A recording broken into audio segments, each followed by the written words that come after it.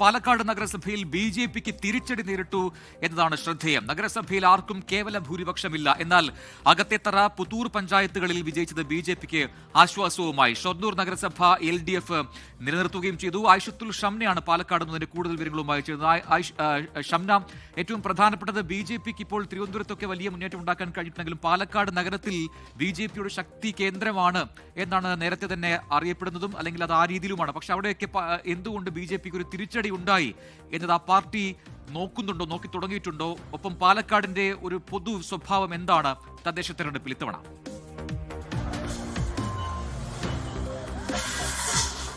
എന്തായാലും ഹാട്രിക് വിജയം ലക്ഷ്യമിട്ടിറങ്ങിയ ബി.ജെ.പിക്ക് ഇത്തവണ അത് സാധ്യമായിട്ടില്ല എന്നത് തന്നെയാണ് പാലക്കാട് നഗരസഭയിലെ കാഴ്ച.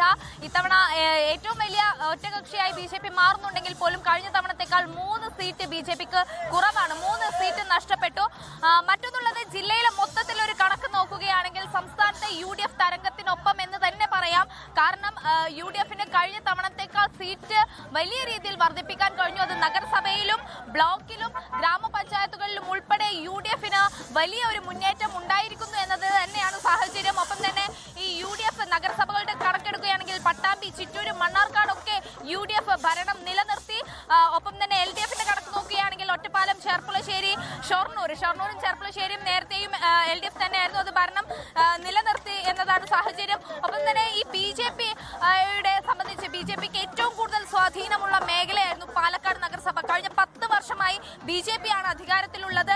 ഇത്തവണയും ഏറ്റവും വലിയ ഒറ്റകക്ഷിയല്ല, മറിച്ച് ഭൂരിപക്ഷം നേടാൻ കഴിയുമെന്ന വലിയ ആത്മവിശ്വാസത്തിലായിരുന്നു ബി.ജെ.പി ഉണ്ടായിരുന്നത്. പക്ഷെ അത് സാധ്യമായില്ല എന്നതാണ് കാഴ്ച. ഇനി ഗ്രാമപഞ്ചായത്തുകളുടെ ഒരു കണക്ക് എടുക്കുകയാണെങ്കിൽ LDFനാണ് ഏറ്റവും കൂടുതലുള്ള സീറ്റ് ഉള്ളത്, 43. ആകെയുള്ള 88-ൽ 49 സീറ്റും LDFനാണെങ്കിൽ കൂടി UDFനെ സംബന്ധിച്ച് സീറ്റ് വലിയ രീതിയിൽ വർദ്ധിപ്പിക്കാൻ സാധിച്ചിട്ടുണ്ട്. 29 എന്ന വലിയ കണക്കിലേക്ക് UDF മാറുന്നുണ്ട്. പക്ഷെ എടുത്തു പറയേണ്ട കാര്യം, അവിടെ NDAക്ക് ഗ്രാമപഞ്ചായത്തുകളിൽ അക്കൗണ്ട് തുറക്കാൻ ആയി എന്നതാണ്. അതിൽ തന്നെ ഏറ്റവും ശ്രദ്ധേയമായത് ഈ അട്ടപ്പാടി, പുത്തൂർ മേഖലയിൽ ഒപ്പം അകത്തേത്തറയൊക്കെ ചരിത്രത്തിൽ ആദ്യമായിട്ടായിരിക്കും ബി.ജെ.പിക്ക് ഇത്രയും വലിയ ഒരു ഭൂരിപക്ഷം കിട്ടുന്നത്. അങ്ങനെ അക്കൗണ്ട് തുറക്കാൻ ഗ്രാമപഞ്ചായത്തുകളിൽ ബി.ജെ.പിക്കായി എന്നതാണ് നിലവിലുള്ള ഒരു ആശ്വാസം എന്ന് പറയുന്നത്. ഒപ്പം ജില്ലാ പഞ്ചായത്തിന്റെ കണക്കെടുക്കുകയാണെങ്കിൽ LDFന് തന്നെയാണ് 19 എന്നൊരു കണക്കിലേക്ക് 31-ൽ 19 LDF ആണ്. പക്ഷെ അവിടെയും നമ്മൾ സൂചിപ്പിച്ചതുപോലെ UDFന് ഒരു തരംഗം ഉണ്ടാകുന്നു. 12 എന്ന കണക്കിലേക്ക് UDF മാറുന്നുണ്ട്. പക്ഷെ നമ്മൾ നേരത്തെ പറഞ്ഞതുപോലെ തന്നെ പാലക്കാട് നഗരസഭയാണ് ഏവരും ഉറ്റുനോക്കിയിരുന്നത്. കാരണം വലിയ രീതിയിൽ ചർച്ച ചെയ്യപ്പെട്ട ബി.ജെ.പിയെ സംബന്ധിച്ച് വിഭാഗീയ പ്രശ്നങ്ങളൊക്കെ ഏറ്റവും കൂടുതൽ ചർച്ചയായ ഒരു തെരഞ്ഞെടുപ്പ് കാലമായിരുന്നു.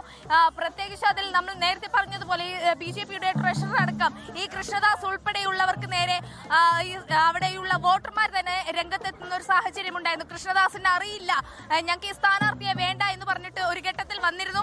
പക്ഷേ കൃഷ്ണദാസ് ഉൾപ്പെടെ 500-ൽ പരം വോട്ടിന്റെ ഭൂരിപക്ഷത്തിൽ വിജയിച്ചു.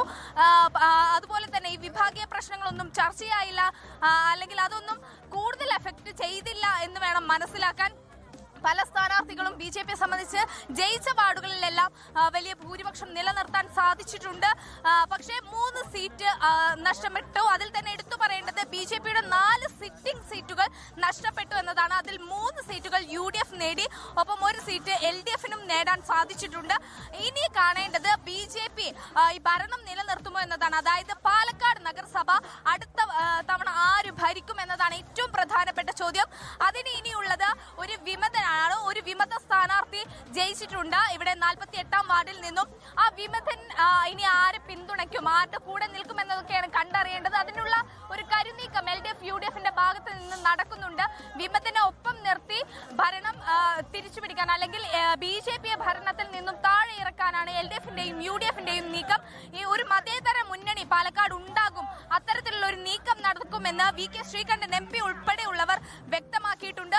ഒപ്പം തന്നെ എന്ത് ഓഫർ തന്നാലും, നഗരസഭാ അധ്യക്ഷൻ ഉൾപ്പെടെ എന്ത് ഓഫർ തന്നാലും ബി.ജെ.പിക്കൊപ്പം പോവില്ല എന്നാണ് ഈ വിമത സ്ഥാനാർത്ഥി പറഞ്ഞത്.